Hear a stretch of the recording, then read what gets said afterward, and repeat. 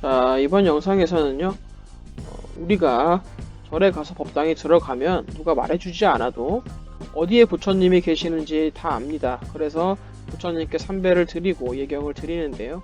이 부처님을 제외한 이런 탱화들, 이 탱화에 계시는 분들은 누구인지 모를 때가 있습니다. 그리고 안다고 하더라도 이분들이 왜 계시는지, 어떤 일을 관장하고 계시는지 모르는 분들이 많아서 한번 알아보고자 합니다. 먼저 신중단에 대해서 알아봅시다. 신중님 또는 신장님이라고도 하고 화엄성중이라고도 하는데요.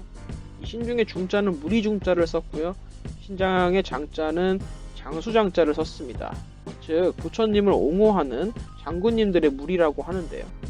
이 부처님 또는 불법승 삼보, 이 삼보라고 하면 부처님과 부처님의 가르침 그리고 승가를 이야기하죠. 이 삼보를 옹호하는 신, 장군 이렇게 알아두시면 좋을 것 같습니다. 그리고 이 화엄성중이라고 하는 것은 부처님께서 화엄경을 설법하셨을 때 함께 계셨기 때문에 화엄성중이라고 하는 거고요. 이 신중단에 계신 여러 신장님들은 불법을 수행하는 사람들을 보호하고 수호하겠다는 그런 의미를 가지고 있습니다. 그렇다면 신도분들이 사업번창이라든지 병에 대한 속득, 회차, 재앙 소멸, 시험 합격 이제 이런 기도를 할 때 신중단에 하지 않습니까? 그럼 왜 신중단에 하느냐? 이 신중님들은요, 우리 불법성 삼보 말고도 이 불법을 수행하는 모든 중생들을 보호하고 편안하게 수호하겠다는 서원을 강력하게 세우신 분들이기 때문입니다. 하지만 기도를 할 때 신중단이 먼저가 돼서는 안 되겠죠. 부처님께 먼저 올바르고 청정한 신심을 담은 그런 예경을 드린 후에 신중기도에 임해야만 신중님들의 보호와 수호를 받을 수 있다고 알아두시면 되겠습니다. 자, 그렇다면 칠성단은 무엇인가? 자, 이 북두칠성, 이 북두칠성을 의인화, 신격화한 칠성님을 모신 단인데요. 이 칠성님은 각각 사람의 전생에 대한 업을 관해가지고 현생의 사람들에게 명예라든지 재물, 출산, 건강, 수명 이런 것들을 관장하고 계시는 분입니다. 그런데 우리 한국에서 불교가 토착화되는 과정을 보면 과거부터 이 기복신앙의 영향을 많이 받았습니다. 도교의 영향을 좀 받았는데요. 그렇다면 한국 불교에서는 왜 이런 기복신앙을 받아들였는가?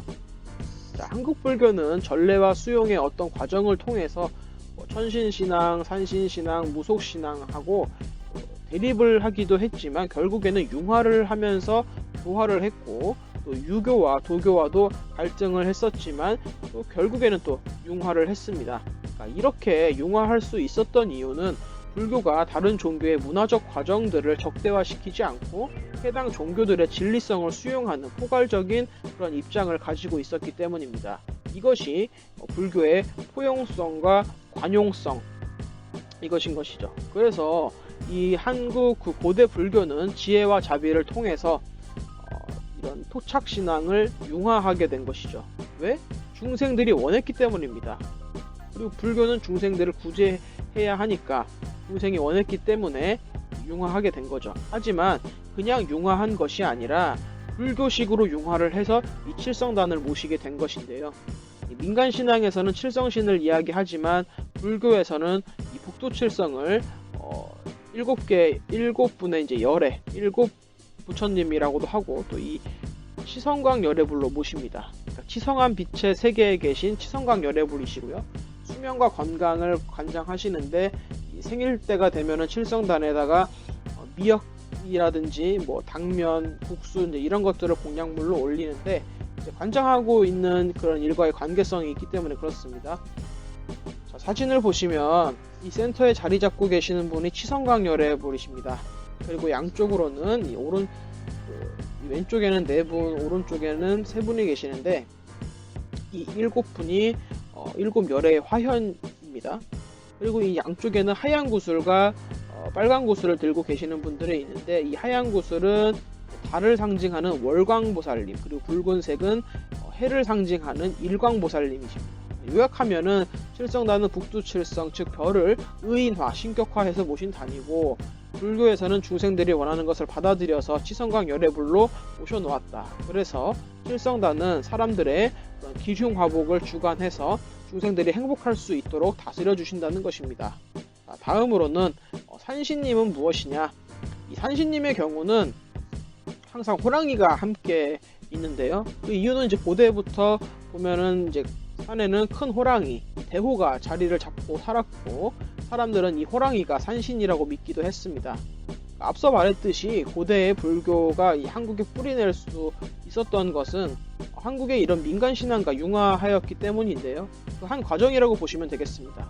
그래서 이 산신님은 사찰을 지키는 외호신으로 믿고 예경을 올리죠. 그래서 산신님은 이제 행운, 장수, 부귀 이런 것들을 관장하시고요. 어떤 절에서든지 이 축원을 할 때 무슨 사, 무슨 산, 무슨 사 이제 이렇게 축원을 합니다. 항상 산에 계신 큰 성인에게 성스러운 마음으로 예경을 올린다는 것이죠. 우리가 산신단의 예불을 할 때 마지막에 이런 구절이 있습니다. 영산서길 열애촉 위진강산 도중생이라는 이런 구절이 있는데 이 뜻이 뭐냐면 옛날 영산에서 열애의 부촉을 받아 강산에서 중생을 건지신다라는 뜻인데 이 부처님의 부촉을 산신님께서 받으셨다는 겁니다. 부처님께서 중생들을 어떠어떠하게 구제하고 가르침을 주어라고 한 부촉을 산신님께서도 받으셨다는 거죠. 그러니까 이것도 이런 민간 신앙을 이렇게 불교식으로 융화를 한 것으로 보시면 되겠습니다. 마지막으로 독성단인데요. 나반존자라고도 하죠. 자, 그러면 이것을 알기 위해서는 나한에 대해서 알아봐야 될 텐데요. 이 나한은 아라한의 줄임말입니다. 그럼 아라한은 무엇이냐? 이 아라한은 이제 한자로 번역을 하면 은공인데 은공은 마땅히 공양을 받을 만한 분이라는 건데 어느 정도 깨달음을 얻으신 분들이니까 마땅히 공양을 올릴만 하다라는 의미를 가지고 있습니다. 자, 그 수행의 사과라고 해서 이렇게 수다원과, 사다함과, 아나함과, 아라함과 이렇게 있는데 이 4단계 중에서 가장 높은 깨달음의 지위를 얻은 것을 아라한과라고 합니다. 그리고 부처님 당시에는 이런 아라한과를 얻으신 분들이 굉장히 많았는데 이런 분들을 모신 곳을 500아라한이라고 해서 이제 500나한전이라고도 합니다. 이렇게 돼 있는데요. 그런데 이제 한국에서는 500나한보다는 이제 16나한이 더 많습니다. 16나한은 16분의 아라한과를 이제 증득하신 분들인데 그 중에서 첫 번째가 이제 빈드로파라타라는 분입니다. 이분이 우리 이제 독성단에 계시는 분인데 이 16나한 중에서 이제 가장 첫 번째로 계신 분이기도 하고 이제 독성단에 계시는 분이 바로 이분이신데 나한 기도는 성취가 아주 빠른 것으로 알려져 있습니다. 근데 그만큼 좀 까다롭겠죠. 자, 그런데 부처님께서는 깨달으신 분이죠. 그리고 깨닫지 못한 사람들이 볼 때 깨달은 사람들의 세계는 아주 다른 세계로 보입니다. 깨달은 자들이 하는 말과 행동이 깨닫지 못한 사람들에게는 신통력처럼 보이는 거죠. 그리고 깨달은 사람은 수명도 자신 마음대로 할 수가 있어요. 내가 몇 겁의 삶을 살겠다고 하면 살 수 있는 거예요. 이 얘기를 하는 것은 신통력에 대해서 이야기를 해보려고 하는 건데요.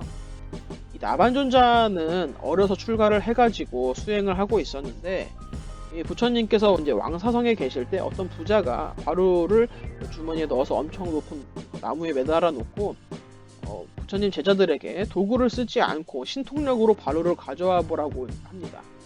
그때 이제 나반존자께서 신통력을 써서 하늘을 날아서 과루를 가져왔다고 이제 하는데 근데 부처님께서는 신통력을 함부로 쓰는 것을 굉장히 꺼려 하셨습니다. 이유가 뭐냐면 불교에 막 입문한 사람들이 이런 신통력에만 집착하게 될 수도 있고 뭐 등등 이제 여러 가지 이유들 때문에 이제 꺼려 하셨습니다. 그래서 신통을 함부로 쓰지 말라고 하셨는데 이 나반존자는 신통을 써서 이제 그 과루를 가지고 왔죠. 그만큼 이 나반존자의 신통이 이제 아주 좋았다고 합니다. 그래서 이제 이것을 알게 된 부처님께서 이 나반존자에게 뭐라고 하시냐면 너는 이제 앞으로 열반에 들지 말고 중생들을 교화해라 라는 그런 명을 내리십니다. 그래서 이제 자신의 수명을 마음대로 할 수 있으니까 계속 열반을 하지 말라는 거죠. 그래서 이제 지금도 어딘가에는 이 나반존자님이 계속 중생을 교화하고 계신다는 겁니다. 그래서 이 나반존자님께 하는 이 독성 기도가 신통력이 아주 좋다고 하는 거죠. 하지만 이 기도 성취가 빠른 만큼 또 아주 청결한 몸과 마음으로 정성껏 기도를 해야 한다는 점을 유의하시기 바랍니다. 자, 이렇게 사찰의 법당에 가면 있는 각 단에 대해서 이야기를 해보았습니다.